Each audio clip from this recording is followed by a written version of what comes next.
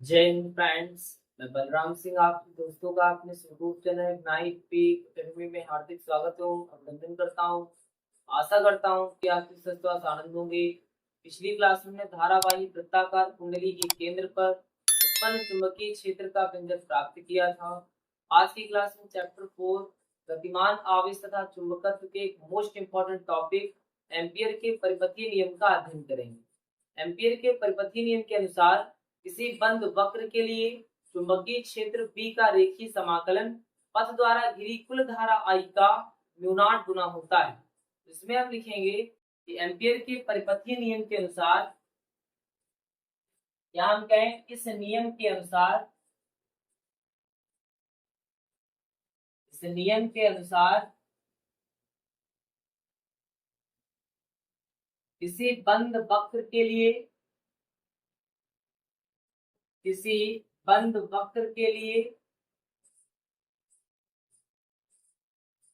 चुंबकीय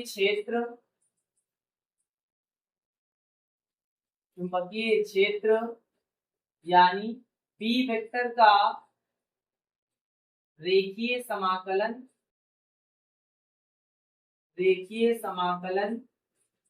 पथ द्वारा घिरी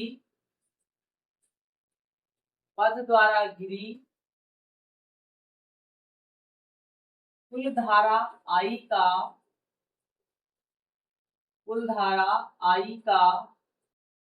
म्यू नॉट गुना होता है। जहां म्यू नॉट क्या है? म्यू नॉट निर्वात की चुंबकशीलता है। इसको हमने पिछली क्लास में देखा। तो एम्पीयर के परिपथीय नियम के अनुसार किसी बंद वक्र के लिए चुंबकीय क्षेत्र यानी बी वेक्टर का रेखीय समाकलन ये पथ द्वारा घिरी कुल धारा I का म्यू नॉट गुना होता है। अर्थात ये रेखीय समाकलन का साइन होता है B vector dot DL vector, ये बराबर होता है म्यू नॉट I के। यही एम्पियर का परिपथीय नियम होता है। अब इसके बाद में हम एम्पियर के परिपथीय नियम अर्थात रेखीय समाकलन B vector dot DL vector बराबर म्यू नॉट I की प्रूविंग देखेंगे। यानी इसको प्रूव करेंगे ये किस तरीके से रेखीय समाकलन B vector dot DL vector ये बराबर होगा म्यू नॉट इनटू I के। तो इसके लिए हम हेडिंग डाल देंगे उपपत्ति।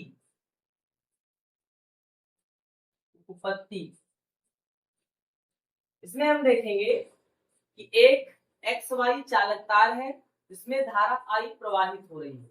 अगर हम चालक तार के चारों ओर एक आर त्रिज्या के वृत्ताकार पथ की कल्पना करें, यहाँ पे हम देखेंगे इस वृत्ताकार पथ का जो केंद्र है ये O हो जाएगा और जो बिंदु P है ये इस वृत्ताकार पथ की परिधि पर स्थित है। dl ये चालक तार की अल्पांश लंबाई है जिसके द्वारा उत्पन्न चुंबकीय क्षेत्र ये B वेक्टर है। तो इसमें हम लिखेंगे कि माना एक एक्स वाई चालक तार है, माना एक्स वाई एक चालक तार है जो कागज के तल के लंबवत है, जो कागज के तल के लंबवत है। चालक में धारा I प्रवाहित हो रही है, चालक में धारा I प्रवाहित हो रही है।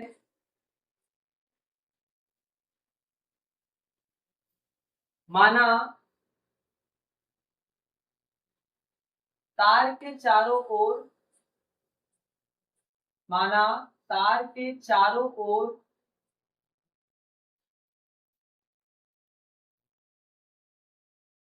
एक आर त्रिज्या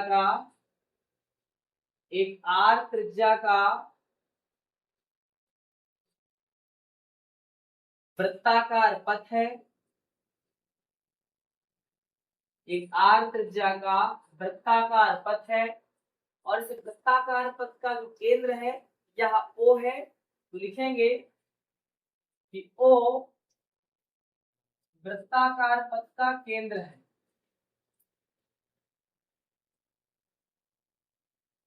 O वृत्ताकार पथ का केंद्र है। बिंदु P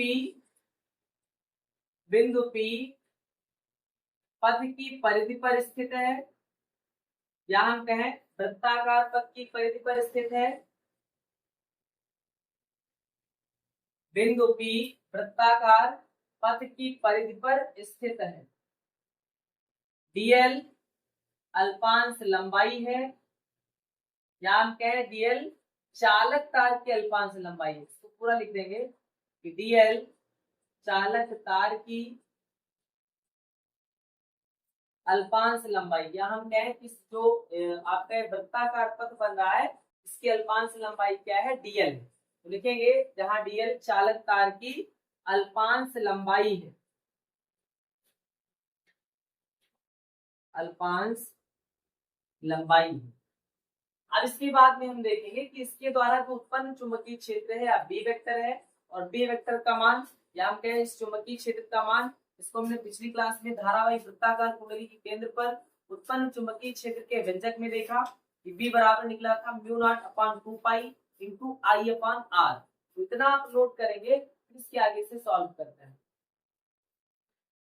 अब इसके बाद में हम निकालेंगे केंद्र O के द्वारा बिंदु P पर उत्पन्न चुंबकीय क्षेत्र यानी B के मान।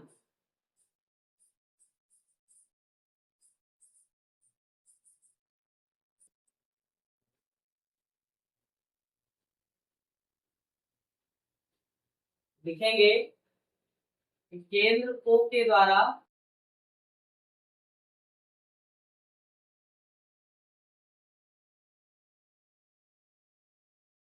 बिंदु P पर उत्पन्न चुंबकीय क्षेत्र, केंद्र O के द्वारा बिंदु P पर उत्पन्न चुंबकीय क्षेत्र अर्थात B बराबर क्या हो जाएगा, B बराबर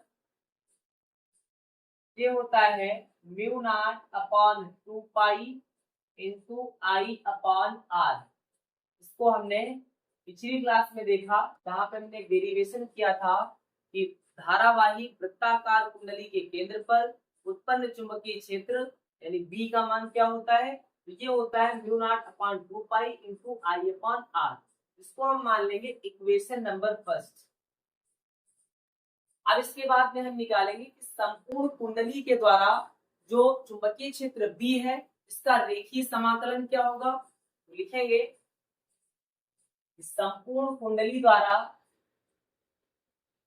संपूर्ण कुंडली या हम कहें संपूर्ण वृत्ताकार पथ द्वारा उत्पन्न चुंबकीय क्षेत्र का, चुंबकीय क्षेत्र का रेखीय समाकलन,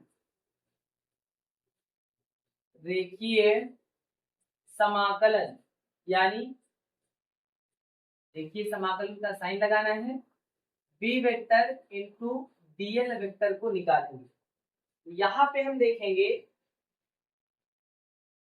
ये आपका डॉट प्रोडक्ट है, या हम कहें कि अदिश गुणनफल। यानी अगर हम मान लें कि दो नंबर आपके ए और बी हैं और उनके बीच में जब हम अदिश गुणनफल कराते हैं तो यहाँ पे हम देख लेंगे कि अगर ये दो नंबर आपके हैं इनके बीच में हम अदिश गुणनफल कराते हैं, ये हो जाता है A B into cos theta. यहाँ से डॉट हटेगा तो क्या आएगा, कॉस थीटा आएगा। यहाँ कहें कि यहाँ से वेक्टर को हटाएंगे तो क्या आ जाएगा, ए बी कॉस थीटा आ जाएगा। इसे हम कहते हैं दो संख्याओं का अदिश गुणन। दो संख्याओं के अदिश गुणन में कॉस थीटा आता है, और अगर हम कह दें कि दोनों संख्याओं का हम करवा दें सदिश गुणन तो यहाँ पे आता है साइन थीटा। क्या आ जाता है, तब यहाँ पे आ जाता है साइन थीटा। इसे कहते हैं क्रॉस प्रोडक्ट और इसे कहते हैं डॉट प्रोडक्ट। डॉट प्रोडक्ट में कॉस थीटा और क्रॉस प्रोडक्ट में साइन थीटा आता है। इस बात को आपको ध्यान में रखना है। यहाँ पे हम देखेंगे कि डॉट प्रोडक्ट है यानी ये हो जाएगा बी डीएल कॉस थीटा। यहाँ दोनों से क्या होगा, वेक्टर हट जाएगा इस तरीके से और क्या आ जाएगा, कॉस थीटा आ जाएगा। तो यहाँ पे हमने कॉस थीटा लिख दिया। अब यहाँ पे हम देखेंगे कि डीएल और बी की दिशा एक ही है, यानी डीएल और बी एक ही दिशा में है, इसलिए इनके बीच में जो कोण बनेगा या 0 डिग्री का कोण बनेगा। यहाँ पे हम एक लाइन लिख सकते हैं, चूंकि डीएल व बी एक ही दिशा में है, एक ही दिशा में है, इसलिए जो थीटा का मान होगा ये 0 डिग्री, क्या हो जाएगा, 0 डिग्री हो जाएगा। यानी अब हम cos थीटा के स्थान पर क्या रखेंगे, ये cos 0 रखेंगे, और हमें पता है कि cos 0 डिग्री का मान 1 होता है। यहाँ पे हम लिख सकते हैं कि cos 0 डिग्री ये किसके बराबर होता है, cos 0 डिग्री बराबर होता है 1। तो इतना आप नोट करें, फिर इसके आगे से सॉल्व करते हैं। अब इसके बाद में से आगे हल करेंगे,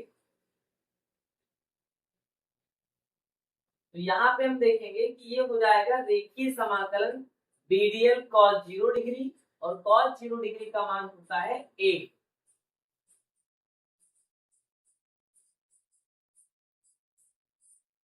बीडीएल cos थीटा के स्थान पर क्या रखना है, 0 डिग्री रखना है, नहीं cos 0 डिग्री। cos 0 डिग्री का मान क्या होता है, 1 होता है, यानी ये हो जाएगा बीडीएल, और cos 0 डिग्री का मान 1, तो 1 का बीडीएल से गुणा, ये हो जाएगा बीडीएल। अब इसके बाद में हम देखेंगे बी का मान क्या निकला है, बी का मान निकला है mu naught upon 2 pi into I upon R. यहाँ पे हम वैल्यू रख देंगे बी की mu naught upon 2 pi into I upon R, और इनको में क्या लिखा हुआ है, डीएल लिखा हुआ है, तो हम डीएल लिख देंगे। अब इसके बाद में हम देखेंगे कि जो mu naught upon 2 pi into I upon R है, इसको हम बाहर कर लेंगे, केवल डीएल के सापेक्ष आपका समाकलन हो जाएगा। ये केवल डीएल के सापेक्ष समाकलन करना है, बाकी जितने भी पद है इनको हम बाहर कर लेंगे समाकलन के साइन पे। तो ये हो जाएगा mu naught upon 2 pi into I upon R रेखीय समाकलन इंटू डीएल। अब यहाँ पे हम देखेंगे कि डीएल क्या है, ये अल्पांश लंबाई है, यहाँ पे एक छोटा सा भाग, एक छोटा सा टुकड़ा है, और हम इसका समाकलन निकालते हैं। समाकलन का मतलब होता है संपूर्ण, समाकलन का मतलब होता है संपूर्ण। तो इस छोटे से टुकड़े का अगर हम संपूर्णता देखें इसकी, तो ये इस वृत्ताकार पथ की परिधि के बराबर हो जाएगा। यानी जो डीएल का समाकलन करेंगे ये वृत्ताकार पथ की परिधि के बराबर हो जाएगा, और वृत्त की परिधि होती है 2 पाई आर। यानी यहाँ पे हम लिख सकते हैं अगर हम समाकलन करें डीएल का, तो ये बराबर होगा वृत्त की परिधि के, यानी 2 पाई आर के बराबर। यहाँ पे समाकलन डीएल के स्थान पर हमें क्या रखना है, 2 पाई आर को रखना है। तो ये हो जाएगा mu naught upon 2 pi into I upon R, और ये हमने समाकलन कर दिया डीएल का, तो ये आ गया 2 पाई आर। क्या आ गया, 2 पाई आर आ गया। यहाँ पे हम देखेंगे कि आर से आर कट जाएगा, 2 पाई से 2 पाई कट जाएगा, यानी ये बराबर आ जाएगा किसके, म्यू नॉट इंटू आई के। यानी हम कह सकते हैं कि हमने जब रेखीय समाकलन निकाला B vector dot DL vector का, तो ये बराबर आया है म्यू नॉट इंटू आई के। यही एम्पियर का परिपथीय नियम होता है। बहुत इंपॉर्टेंट टॉपिक है, ये हर बार आपकी बोर्ड परीक्षाओं में पूछा जाता है, तो इसे अब आप नोट करेंगे। इस तरीके से आज की क्लास में एम्पियर के परिपथीय नियम का अध्ययन किया है। इससे आगे क्लास अगले वीडियो में होगी, तब तक के लिए पढ़ते रहिए। Thank you. जय हिंद, जय भारत।